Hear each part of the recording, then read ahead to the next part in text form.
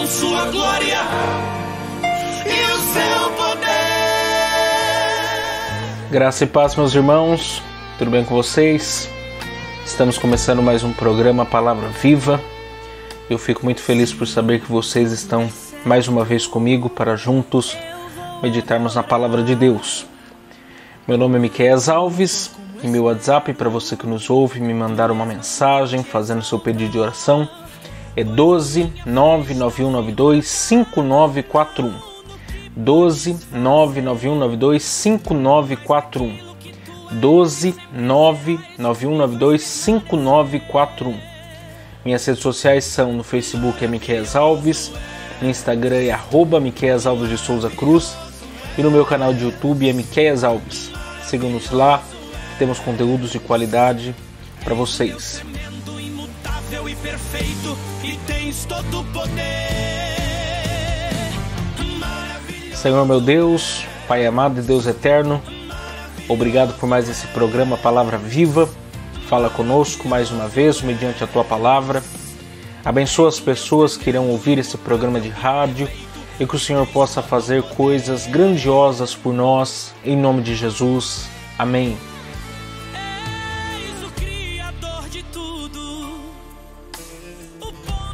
Deixe-me agradecer aqui também os nossos patrocinadores que têm muito nos ajudado.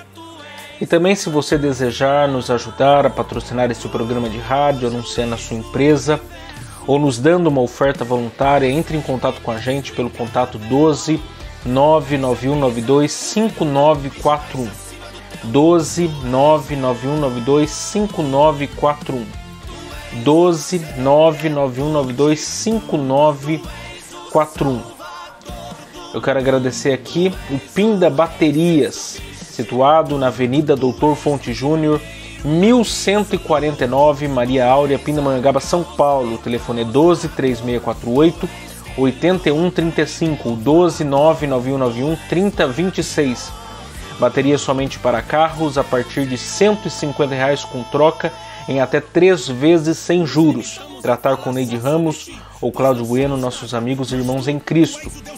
Como também quero agradecer a Marcearia Betel, situado na Rua Bulgária, 355, Pazim, Pindamonhangaba, São Paulo.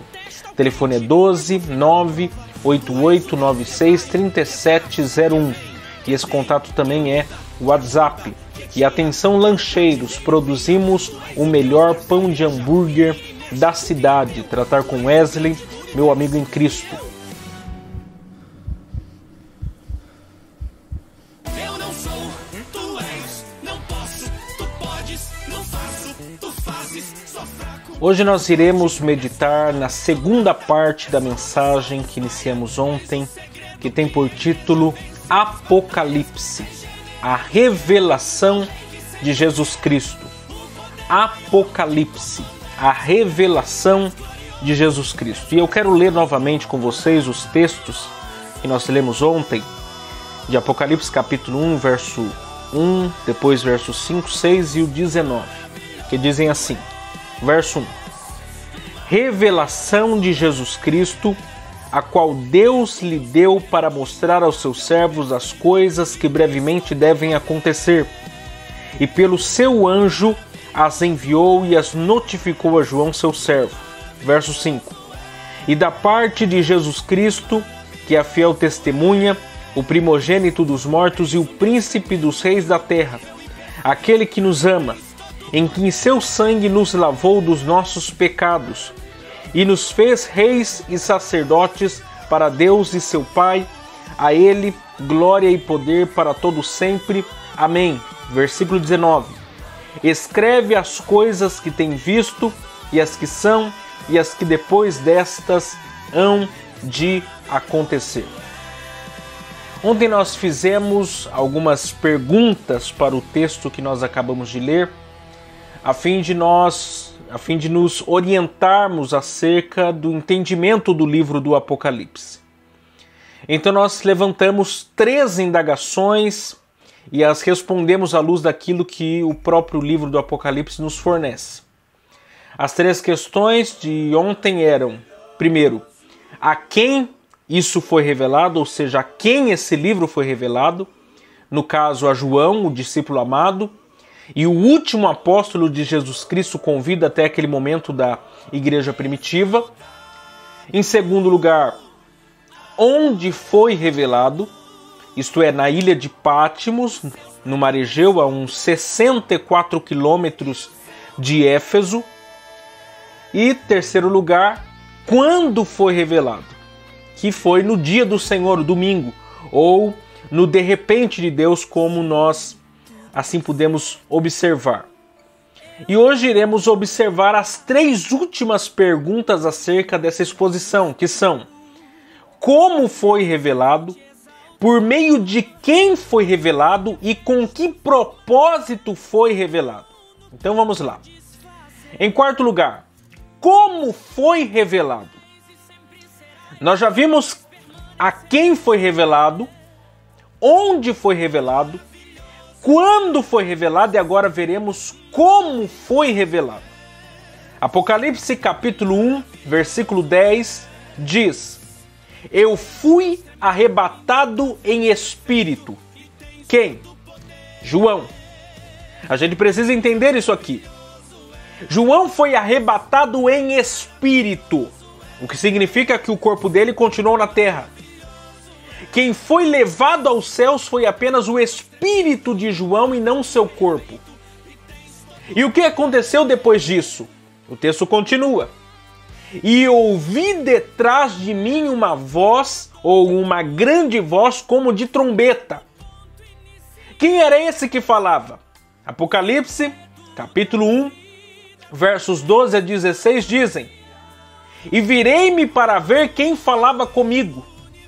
E virando-me, ouvi 7 castiçais. Vi 7 castiçais, um semelhante ao Filho do Homem, vestido até os pés de uma veste comprida, e cingido pelo peito com um cinto de ouro. E a sua cabeça e cabelos eram brancos como a lã branca, como a neve, e os olhos como chama de fogo. Os seus pés semelhante ao latão reluzente, como se tivesse sido refinado numa fornalha. E sua voz como voz de muitas águas. E ele tinha na sua destra 7 estrelas. E da sua boca saía uma aguda espada de 2 gumes. E o seu rosto era como o sol, quando na sua força resplandece. Nas palavras de Hernando Dias Lopes, seus cabelos não estão cheios de sangue, mas são alvos como a neve. Seus olhos não estão inchados, mas são como chama de fogo. Seus pés não estão pregados na cruz, mas são semelhantes ao bronze polido. Sua voz não está rouca, porque a língua está colada ao céu da boca por atordoante sede, mas é a voz como voz de muitas águas. Suas mãos não estão cheias de pregos, mas ele segura a igreja e história em suas onipotentes mãos. Seu rosto não está desfigurado, mas brilha como o sol do meio-dia. Essa é a imagem do Cristo vencedor e glorioso. João não estava mais diante o Cristo despido da sua glória, mas diante aquele que é a imagem da perfeição, diante aquele que é o próprio Deus glorificado. O que isso provoca em João? O que isso ocasiona em João? Apocalipse, capítulo 1, versículo de número 17 diz: e eu, quando vi, caí a seus pés como morto. Não existe outro modo de estar diante o Rei da Glória a não ser prostrado aos seus pés. João não estava mais na terra, mas no céu. João não estava mais diante a Domiciano, mas ao seu Senhor e Salvador. João não estava mais sozinho em Pátimos, mas estava na presença do Rei dos Reis e do Senhor dos Senhores. A partir do momento que nós conseguimos entender esse texto das Escrituras, que nós começamos a perceber que a terra de fato não é o nosso lugar. Porque não existe lugar mais encantador do que o céu. É quando nós compreendemos a beleza, é quando nós compreendemos a grandeza do reino de Deus, a beleza do reino de Deus, que nós começamos a entender que é essa terra, esse lugar a qual nós estamos vivendo, esse mundo de horror, esse mundo de tragédias, esse mundo de mortes, esse mundo de violência, não é o nosso lugar, não é o nosso destino é o céu, o nosso destino é a grandeza, é a majestade do reino de Deus.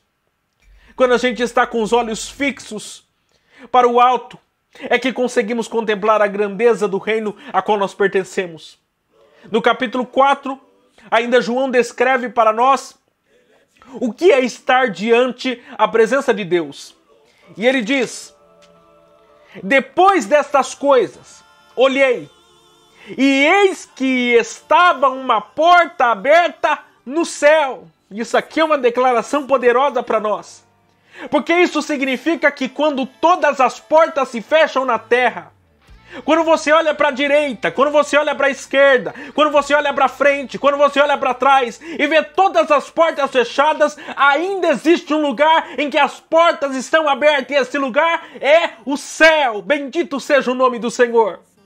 E a primeira voz, que como de trombeta ouvira falar comigo, disse: sobe aqui, e mostrar-te-ei as coisas que depois destas devem acontecer. E logo fui arrebatado em espírito, e eis que um trono estava posto no céu, e um assentado sobre o trono. E o que estava assentado era, na aparência, semelhante à pedra de jaspe e de sardônica. E o arco celeste estava ao redor do trono, e era semelhante à esmeralda. E ao redor do trono havia 24 tronos. E eu vi assentados sobre os tronos 24 anciões vestidos de vestes brancas. E tinham sobre a cabeça coroas de ouro. E no trono saíam relâmpagos, e trovões, e vozes. E diante do trono ardia 7 lâmpadas de fogo, as quais são os 7 Espíritos de Deus. E havia diante do trono um como um mar de vidro, semelhante ao cristal. E no meio do trono e ao redor do trono, 4 animais cheios de olhos por diante e por detrás. E o primeiro animal era semelhante a um leão, e o segundo animal semelhante a um bezerro. E tinha o terceiro animal o rosto como de homem, e o quarto animal era semelhante a uma águia voando. E os 4 animais tinham cada um respectivamente 6 asas, e ao redor e por dentro estavam cheios de olhos, e não descansavam nem de dia e nem de noite, dizendo: Santo, Santo, Santo é o Senhor Deus, o Todo-Poderoso, que era, que é, que há de vir. E quando os animais dão glória e honra e ações de graça ao que estava assentado sobre o trono, ao que vive para todo sempre, os 24 anciões prostravam-se diante ao que estava assentado sobre o trono, adorando e ao que vive para todo sempre, e lançavam as suas coroas diante do trono, dizendo: digno és, Senhor, de receber glória e honra e poder, porque tu criaste todas as coisas, e por tua vontade são e foram criadas. Essa é a beleza do reino dos céus. Essa é a beleza do reino a qual nós pertencemos. Bendito seja o nome do Senhor para sempre. Bendito seja aquele que vive e que reina para todo sempre. Essa é a grandeza, essa é a beleza do reino a qual nós pertencemos. Aleluia! Louvado seja dado ao nome do Senhor. Essa é a nossa expectativa como povo de Deus. Um dia tudo isso que ouvimos falar, veremos face a face. Nós não podemos perder essa esperança em nossos corações como membros do corpo de Cristo. Pouco se fala do céu, mas o céu é a nossa morada eterna. Jesus nos foi preparar lugar e Ele nos disse para que não fiquemos preocupados, ansiosos, com medo, porque existe lugar para todos nós. Bendito seja o nome do Senhor. Quinto lugar, por meio de quem tudo isso foi revelado. Nós já vimos que o livro do Apocalipse se trata da revelação de Jesus Cristo, dada por Deus, porém mediada pelo seu anjo. Observe comigo Apocalipse capítulo 1 e versículo 1. Revelação de Jesus Cristo a qual Deus lhe deu para mostrar aos seus servos as coisas que brevemente devem acontecer. E pelo seu anjo as enviou e as notificou a João, seu servo. Os anjos na Bíblia Sagrada cumpriram e cumprem até hoje um papel fundamental. Eles cumprem um grande papel. Os anjos são espíritos ministradores que servem a Deus conforme a sua vontade. Uma dessas funções cumpridas por eles é comunicar a vontade de Deus ao seu povo. Não é por um acaso que a palavra anjo e mensageiro possuem o mesmo significado. Anjos não possuem, grosso modo, anjos são, a grosso modo, mensageiros enviados por Deus. No entanto, isso não significa que não devam ser provados para saber se são enviados por Deus ou não. Por quê? Porque em 1 Coríntios, capítulo 11, versículo 14, diz que o próprio Satanás se transfigura em anjo de luz. Em 1 João, capítulo 4, verso 1, o apóstolo João diz: Amados, não creiais em todo espírito, mas provai se os espíritos são de Deus, porque já muitos falsos profetas se têm levantado no mundo. Os anjos são seres fundamentais sobre a vida da igreja, porém devem ser avaliados conforme a palavra de Deus. Muitas são as igrejas que superestimam a aparição dos anjos. Muitas são as igrejas que adoram os anjos. O contrário do que Paulo já instruiu a respeito do culto aos anjos. Muitas são as igrejas que os anjos resolvem o problema da mornidão espiritual, porque basta dizer que se está vendo algum anjo que o fogo cai na igreja. Os anjos, eles são importantes, mas quando são enviados por Deus e para a sua glória. E na verdade muitos são os anjos enviados a nós que nós nunca saberemos que era um anjo. João foi guiado por Deus, foi levado em um trajeto pelos céus, pelo anjo do Senhor.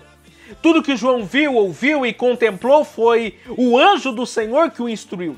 Da mesma forma que por diversas vezes os anjos no Antigo Testamento instruíram o povo de Deus segundo a sua vontade.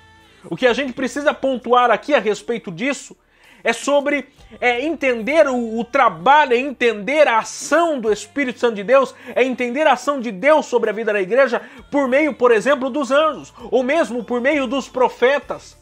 Tantos os anjos precisam ser provados, como Paulo escrevendo aos Coríntios, lá no capítulo 14, vai falar que o profeta, o pregador da palavra de Deus também precisa ser julgado, também precisa ser provado. Se ele não for submisso ao julgamento da igreja, ou seja, primeiro um profetiza e depois os outros julgam.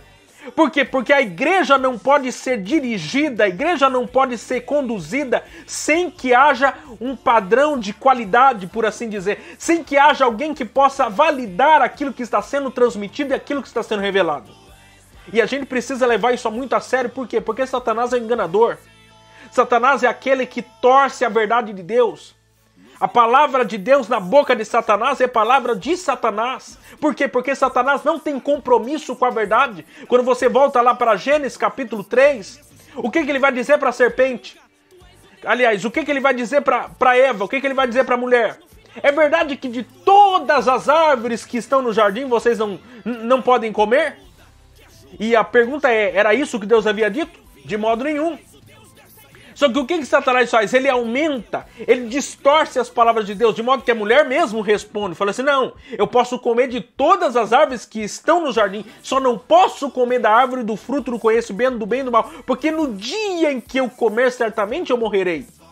E aí Satanás novamente vem de forma sagaz e diz a ela, não, na verdade você não vai morrer, na verdade vocês vão ser iguais a Deus, ou seja, ele tira a consequência do pecado e ainda dá uma oportunidade, uma ascensão para uma vida de pecado, ou seja, se você comer isso, você vai ser igual a Deus. E vale lembrar que naquele momento da história, Adão e Eva só conheciam a quem? A Deus. O próprio Satanás naquele momento é um personagem completamente novo para Adão e Eva.